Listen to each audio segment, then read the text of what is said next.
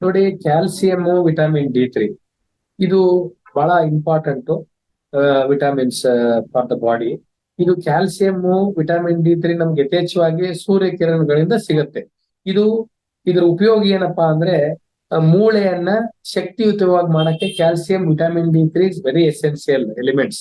ಇದನ್ನ ನಾವು ಯಥೇಚ್ಛವಾಗಿ ಪಡಿಬೇಕಾದ್ರೆ ಅದರದೇ ಆದ ಪದ್ಧತಿ ಅಂದ್ರೆ ಆ ಈ ಆಹಾರದಲ್ಲಿ ಹಾಲಾಗ್ಲಿ, ಮೊಸರಾಗ್ಲಿ, ಮಜ್ಜಿಗೆ ಆಗ್ಲಿ, ಆಮೇಲೆ ತರಕಾರಿಯಲ್ಲಿ ವೆರಿ ಇಂಪಾರ್ಟೆಂಟ್ ಹಣ್ಣಲ್ಲಿ ಈ ಸೀತಾಫಲ್ ಹಣ್ಣು, ಆಪಲ್ಲು, ಗೋವಾ ಫ್ರೂಟ್ ಇದೆಲ್ಲ ಯಥೇಚ್ಛವಾಗಿ ಕಂಟೆಂಟ್ ಇರುತ್ತೆ.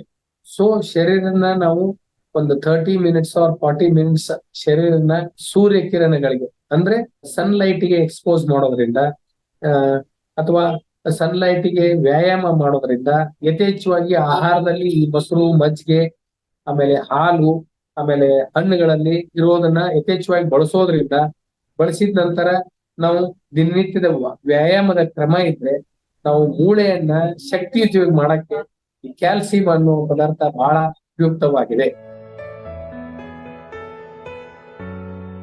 ಒಂದು, ಅವರು ವ್ಯಾಯಾಮ ಆಗ್ಲಿ, ಗಾಳಿ, ಬೆಳಕು, ಬಿಸಿಲಿಗೆ ಒಗ್ಗದೆ ಇರೋದು ಒಂದನೇ ಕಾರಣ. ಎರಡನೇದು ಲೆಸ್ ಫಿಸಿಕಲ್ ಆಕ್ಟಿವಿಟಿ ಅಂದ್ರೆ ವಿಶೇಷವಾಗಿ ವಾಕಿಂಗ್ ಆಗ್ಲಿ, ವ್ಯಾಯಾಮ ಮಾಡದೇ ಇರೋದು. ಮೂರನೇದು ಆಹಾರದಲ್ಲಿ ಯಥೇಚ್ಛವಾಗಿ ಆಹಾರನ ಕ್ಯಾಲ್ಸಿಯಂ, ವಿಟಮಿನ್ಸ್, ಮಿನರಲ್ಸ್ ನ, ಸೊಪ್ಪನ್ನ, ತರಕಾರಿಗಳನ್ನ ಉಪಯೋಗಿಸದೇ ಇರೋದು. ಮೂರನೇದು ವೆರಿ ವರ್ಸ್ಟ್ ಥಿಂಗ್, ಮಂತ್ಲಿ ಅವ್ರಿಗೆ ಮೆನ್ಸಸ್ ಆಗೋದ್ರಿಂದ they will lose there blood. Haemoglobin ಕಡಿಮೆ ಆಗತ್ತೆ. ಅದರಿಂದ ಏನಾಗತ್ತೆ, ಹಿಮೋಗ್ಲೋಬಿನ್ ಕಡಿಮೆ ಆದಾಗ ವೀಕ್ನೆಸ್, ಜನರಲೈಸ್ಡ್ ವೀಕ್ನೆಸ್ ಇದ್ದಾಗ ಯಥೇಚ್ಛವಾಗಿ ತಗೋದಿದೆ ಅದು ಕ್ಯಾಲ್ಸಿಯಂ ಪ್ರಮಾಣ ಕಡಿಮೆ ಮಾಡುತ್ತೆ. ತುಂಬಾ ಕಾಲು ನೋವು, ಸೊಂಟ ನೋವು ಇರುತ್ತೆ. ಆಮೇಲೆ ಯಾವಾಗಾರ ನಾವು ಮಲ್ಕೊಳ್ಳೋ ಪೊಸಿಷನ್ ಅಲ್ಲಿ ವ್ಯತ್ಯಾಸ ಆದ್ರೆ ಅಥವಾ ಕೈ ಮೇಲೆ ಇಟ್ಟು ಮಲ್ಕೊಂಡಾಗ ಕೈ ಎಲ್ಲ ಬೆಂಡ್ ಆಗೋದು, ಜುಮ್ ಅನ್ನೋದು, ಶಕ್ತಿ ಕಡಿಮೆ ಆದಂಗ ಅನ್ನೋದು, ಬಾಡಿಯಲ್ಲಿ ಜನರಲಿ ಒಂಥರ ವೀಕ್ನೆಸ್ ಅನ್ಸೋದು, ಯಾವುದು ಭಾರ ಎತ್ತದೇ ಇರೋದು, ಇದೆಲ್ಲ symptoms of deficiency of calcium. Calcium ಡೆಫಿಷಿಯನ್ಸಿಯಿಂದ ಮೂಳೆ ಸಾಂದ್ರತೆ ಕಡಿಮೆ ಆಗುತ್ತೆ. ಆಮೇಲೆ ಜಾಯಿಂಟ್ಸ್ ಎಲ್ಲ ಪೇನ್ ಬರುತ್ತೆ. ಆಮೇಲೆ ಜಾಸ್ತಿ ಹೊತ್ತು ಅವ್ರಿಗೆ ನಡಿಯಕ್ಕಾಗಲ್ಲ, ನಿಂತ್ಕೊಳಕ್ಕಾಗಲ್ಲ.